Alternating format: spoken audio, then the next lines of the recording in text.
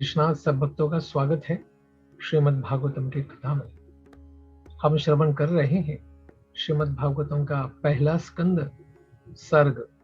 इसके अंतर्गत अध्याय 16वां, राजा परीक्षित और कलियुग की मुठभेड़। इसके अंतर्गत श्लोक संख्या 24 तक चर्चा हो चुकी है। हमने देखा कि किस प्रकार से धर्म मूर्ति बैल के रूप में थे और माता धरणी पृथ्वी देवी गाय के रूप में। धर्म ने अनेक प्रश्नों के द्वारा माता ने प्राप्त किए हुए दुख का कारण पूछा। इदं ममाचक्ष्वतवाधिमूलम् वसुंधरे येन विकर्षितासि कालेन वाते बलिनां बलीयसा सुरार्चितं किं ऋतमं वसौभगम्। हे माता, आप सारे धन की खान है। कृपया मुझे अपने उन कष्टों का मूल कारण बताएं जिससे आप इस दुर्बल अवस्था को प्राप्त हुई है। मैं सोचता हूं कि अत्यंत बलवानों का भी बल जीतने वाले उस प्रबल काल ने देवताओं द्वारा वंदनीय आपके सारे सौभाग्य को छीन लिया है। सारे ऐश्वर्यों को हर लेता है ये काल। इसीलिए कहा गया है, कालोस्मि सर्वलोक क्षय कृत। सारे लोकों का विनाश करने वाला महाभक्षी काल भगवान की ही एक शक्ति है। इस प्रकार से प्रश्न पूछने के बाद माता धरती इसका उत्तर देती है। धरण्युवाच भवान ही वेद तत्सर्वम् यन्मां धर्मानुपृच्छसि चतुर्भिर्वर्तसे येन पादैर्लोक सुखावहै। गाय के रूप में वह पृथ्वी देवी ने बैल रूप में धर्म रूप पुरुष से इस प्रकार उत्तर दिया। हे धर्म, आपने मुझसे जो भी पूछा है वह आपको ज्ञात हो जाएगा। मैं आपके उन सारे प्रश्नों का उत्तर देने का प्रयास करूंगी। कभी आप भी अपने 4 पांवों द्वारा पालित थे और आपने भगवान की कृपा से सारे विश्व में सुख की वृद्धि की थी, क्योंकि धर्म के नियमों की स्थापना तो भगवान स्वयं करते हैं। इसलिए कहा गया है, धर्मम तु साक्षात भगवत प्रणीतम। भगवान जो कहते हैं वही धर्म है। यह धर्म अत्यंत उच्च अवस्था में होता है सतयुग में, फिर उसमें 25% ह्रास होता है त्रेता युग में, 50% द्वापर में, कलयुग के शुरू में केवल 25% धर्म बच जाता है और कलयुग के अंत की ओर जाते जाते यह शून्य की ओर पहुंच जाता है। ऐसे दिव्य धर्म के क्या क्या लक्षण होते हैं? उनमें अनेक गुण होते हैं और ये दिव्य गुण इस प्रकार से उनसे कभी अलग भी नहीं किए जा सकते, जैसे सच्चाई, स्वच्छता, दूसरे के दुखों को सह न पाना, क्रोध को नियंत्रित करने की शक्ति, आत्मतुष्टि, निष्कपटता, मन की स्थिरता, इंद्रियों का संयम, उत्तरदायित्व, जिम्मेदारी लेना, समता, सहनशीलता, समदर्शिता, आज्ञाकारिता, ज्ञान, इंद्रिय भोग से सर्वथा अनासक्ति, नायकत्व, बहादुरी, प्रभाव, असंभव को संभव बनाना, कर्तव्य का पालन करना, पूर्ण स्वतंत्र होना, कार्य में कुशल होना, सौंदर्यमय होना, धैर्य धारण करना, दयालु होना, उदार होना,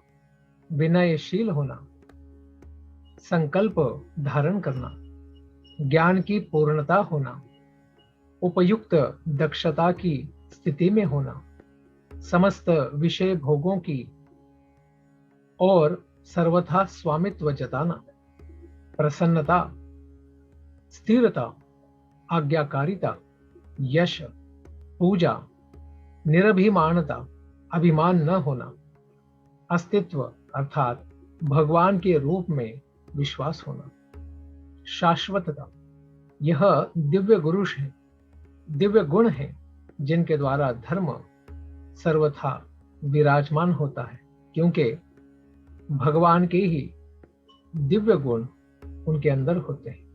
ये सारे गुण भगवान में पूर्णतः पाए जाते हैं और उनकी अनुपस्थिति में कली ने सर्वत्र अपना दीर्घ प्रभाव फैला दिया था। अतएव वे कहती हैं कि मैं संसार की यह दशा देखकर अत्यंत दुखी हूं।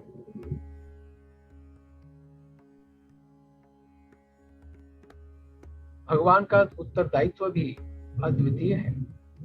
भगवान सारे युगों में प्रकट होकर धर्म की प्रतिष्ठापना करते हैं और असुरों का विनाश करते हैं। कलयुग में भगवान के रूप में नहीं, केवल भक्त के रूप में भगवान आते हैं, क्योंकि कलयुग में शूद्र संभवः, कलौ शूद्र संभवः, सारे लोग अपने आचार विचार में पतित होंगे। ऐसे पतित जीवों का उद्धार करने के लिए भगवान रूप में नहीं, भक्त रूप में आते हैं, श्री चैतन्य महाप्रभु के रूप में, और सबका उद्धार करते हैं नाम संकीर्तन के द्वारा, जो श्रीमद् भागवतम का निष्कर्ष सारांश रूप है। नाम संकीर्तन यस्य सर्व पाप प्रणाशनम, सारे पापों का, खास करके कली और माया ने फैलाए हुए इन पापों का सर्वथा नाश करने की शक्ति रखते हैं श्री हरिनाम संकीर्तन। इनका प्रचार प्रसार करने के लिए नदिया में, मायापुर में प्रकट होते हैं श्री चैतन्य महाप्रभु। इसलिए भगवान को त्रियुगी कहते हैं। तीनों युगों में भगवान के प्रकट रूप में वो आते हैं और कलौ तच्छन्ना, यानी भगवान क्या करते हैं, आवृत्त, क्योंकि भक्त के रूप में प्रकट होते हैं।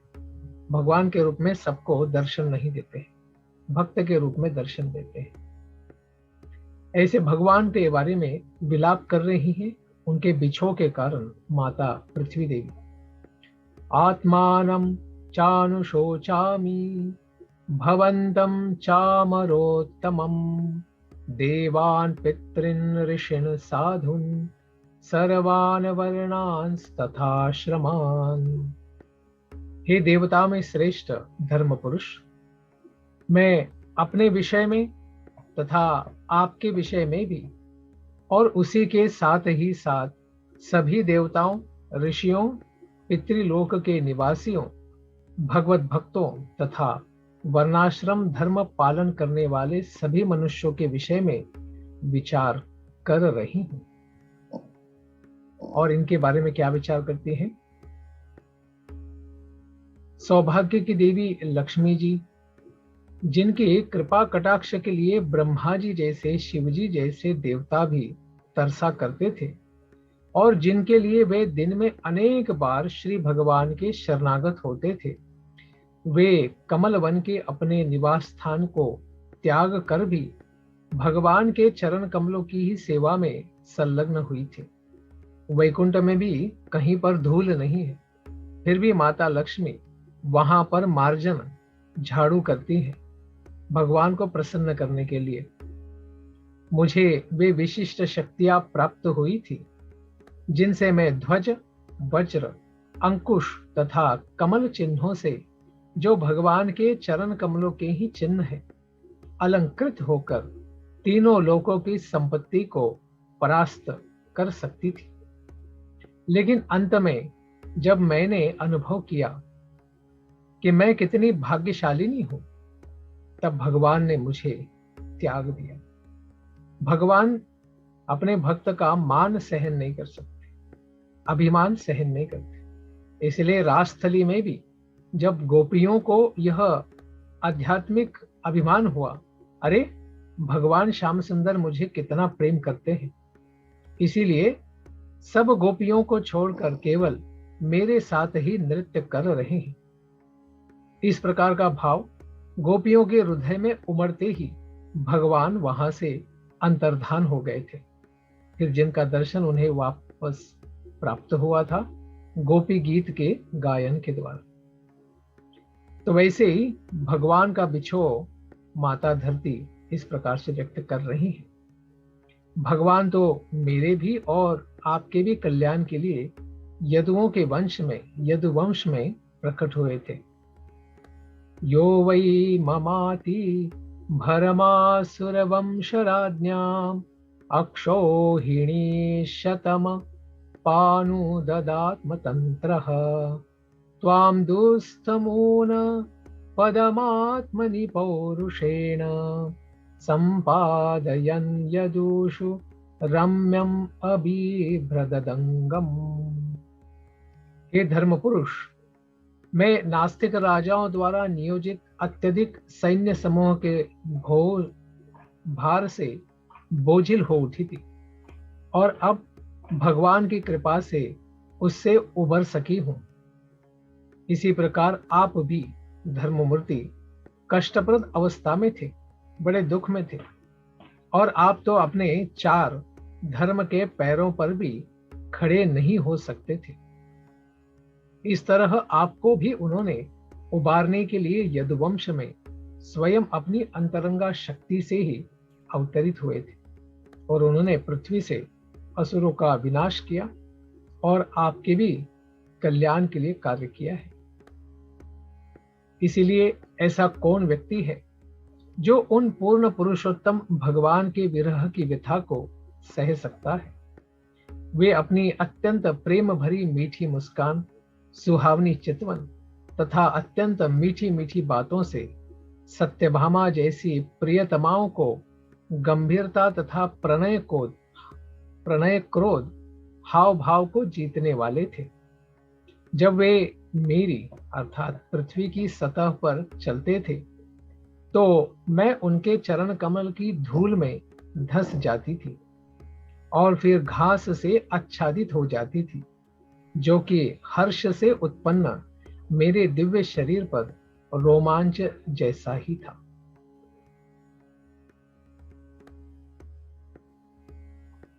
ऐसी पृथ्वी माता भगवान का बिछोह सह नहीं पा रही है। इसीलिए कहते हैं कि उनके दिव्य चरण कमलों की रज से ही मैं अत्यंत पवित्र और सुखी थी। ऐसा धर्म और पृथ्वी का यह दिव्य संवाद कहां पर हुआ था और वहां पर परीक्षित महाराज का आगमन कब होता है? तयोरेवं कथयतो पृथ्वी धर्मयोस्तदा परीक्षिन्नाम राजर्षिः प्राप्तः प्राचीं सरस्वतीं। जब माता पृथ्वी तथा धर्म पुरुष इस प्रकार बातें करने में संलग्न थे, तभी सहसा राजर्षि परीक्षित पूर्व की ओर बहने वाली सरस्वती नदी के इस तट पर पहुंच गए। तो यह संवाद माता सरस्वती देवी इस नदी के तट पर हुआ था। वहीं पर परीक्षित महाराज अन्वेषण करते करते पहुंच गए, क्योंकि जहां धर्म और माता पृथ्वी के रक्षण की आवश्यकता होती है, तभी भगवान अपने राजा यानी नरदेव के रूप में किसी भक्त को भेजकर उन्हें सांत्वना देना चाहते हैं और धर्म की प्रतिष्ठापना करने का दिव्य कार्य भी संपन्न करते हैं। इस प्रकार से श्रीमद् भागवतम के पहले स्कंद के अंतर्गत अध्याय 16वां परीक्षित महाराज और कलियुग की मुठभेड़ नामक अध्याय संपन्न हुआ। इसके पश्चात कलियुग को दंड तथा पुरस्कार परीक्षित महाराज कैसे देंगे, इसका श्रवण हम करेंगे आने वाली कथा में। धन्यवाद। हरे कृष्ण।